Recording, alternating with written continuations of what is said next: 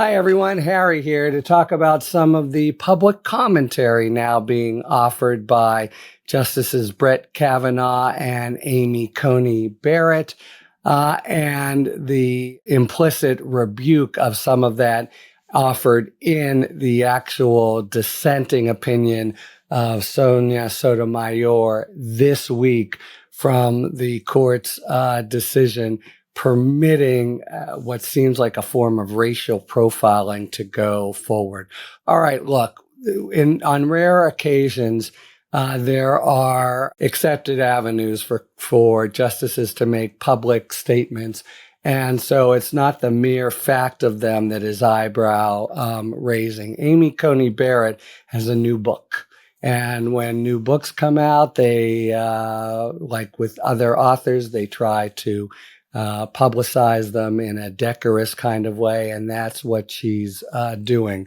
But it's really the content rather than the fact of the statements that can really be questioned and taken to task. So what we have happening over the last few weeks, really over the last couple months, and then to a lesser extent, I mean, now there's been just this explosion of the shadow docket and ruling after ruling after ruling that is, on the one hand, supposedly just temporary, just telling district courts, you know what, how you put the freeze on what the administration has done, take that freeze off while the whole thing goes forward. Sounds kind of mild, but the way things are likely to work out on these cases, taking the freeze off is the same as making a ruling and changing the law.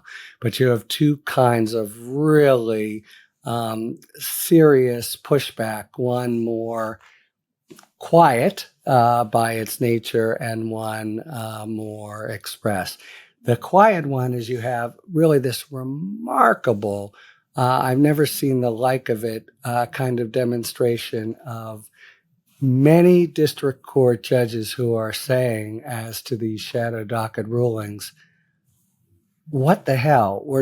They're not giving us any kind of full guidance. They're just saying, I mean, the latest almost hyperbolic example we talked about on a different Substack is simply Chief Justice Roberts saying, we take off the stay that the DC Circuit put on. But to take off a stay, which is the common kind of legal context in which these things are coming up to the Supreme Court, is really supposed to require a thoughtful four-part analysis. One, that it's supposed to not happen much. That's the kind of overall context. You don't do it. It's just temporary. You keep it on there unless there's a really good reason, and then the reason is expressed in terms of likelihood of the challenger, this always being the United States in the Supreme Court, winning on the merits, and then irreparable injury to the same party, and then balance of equities and the public interest.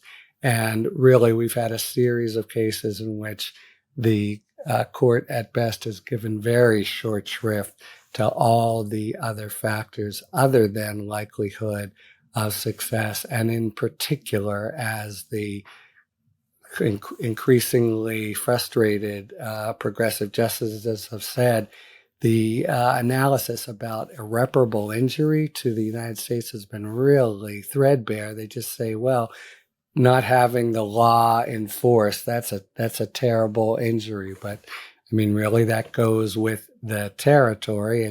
It's the kind of status quo as existed, and that the United States is propounding it, maybe not a surprise, but that the Supreme Court is accepting it and adopting it is.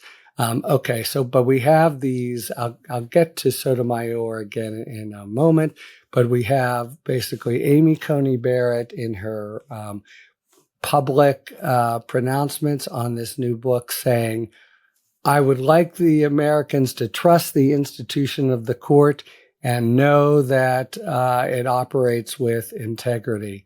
And she says, I don't know what a constitutional crisis would look like. Okay, so this is the Supreme Court that alone among the branches does its work by its reasoning, does its work by what it says about the law. And I know what a constitutional crisis would look like. It's a situation in which a play for autocratic powers by the executive would be countenanced by the court again and again, and done without very much reasoning at all. It's kind of a blithe statement. Well, I don't know what a constitutional crisis would look like. I think that our country remains committed to the rule of law. I think we have functioning courts. Well, if that's so, then really the proof of the pudding there is not that Amy Coney Barrett says it, but case after case after case in which district courts have, in fact, applied the law of the land as it existed, and then in this willy-nilly way, it's just been changed by the Supreme Court. That's got certainly a lot of people concerned that we are kind of streaming down the road to autocratic power by the executive. Certainly we know that's his ambition, not much doubt about that, and that they acquiesce in it again and again, not 100%, but more and more. That's what a constitutional crisis would look like. And it's her public bland commentary to the contrary really says nothing about that. And it's really a matter of the things that the court is doing, has done, and especially on the shadow docket. Now, Justice Kavanaugh, again, this is a kind of common trope of his. He'll issue these pretty severe decisions. He just now did it in a concurring opinion in which the court overall reversed the stay of a Ninth Circuit District Court judge, which had found that the administration was basically violating the Fourth Amendment and doing racial profiling. And he has this very bland, not well reasoned at all opinion saying, well, it's totality of the circumstances and maybe sometimes it's okay. And we didn't say it would only be racial profiling and the like. I mean, a very unsatisfying opinion that gives next to no guidance to a district court judge trying to say what precisely distinguishes between lawful and unlawful profiling by the ICE troops that are now in, and even some National Guards that remain in California. And so you have Kavanaugh, again, with this sort of frictionless, well, lower courts may sometimes disagree, but first he and Gorsuch came out with this ultimate, we are not final because we're infallible. We're infallible because we're final kind of statement in which they said they're not free to disagree with them. Yes, we know that. And then simply saying, well, it's hard. It's hard sometimes to get it right. And, we know that trial judges are on the threshold here. I want to thank them all for the job they are doing. But I think the Chief Justice is also doing a great job picking the spots where they're essentially going with the administration. And he, so let's just say it's not easy. Again, really just a very unsatisfying thing for the court to say in the wake of all these decisions, especially on the shadow docket. Hey, it's not easy. That's really not a response at all to the question of whether they've really abandoned their normal role when it comes to the actual execution of the shadow docket, and whether all the ways they've been taken to task by dissenters and scholars and the like, and also the ways in which the American people have really expressed discontent and discomfort with the kind of country they are permitting to take hold in this, more and more autocratic kind of assertion of executive power, if that's really what the country wants. And, it's just not enough to say, oh, it's hard out there, et cetera. Really, again, the proof of the pudding is in what they're doing, and the kind of protestations, oh, golly gee, it's hard, really doesn't pose any kind of answer.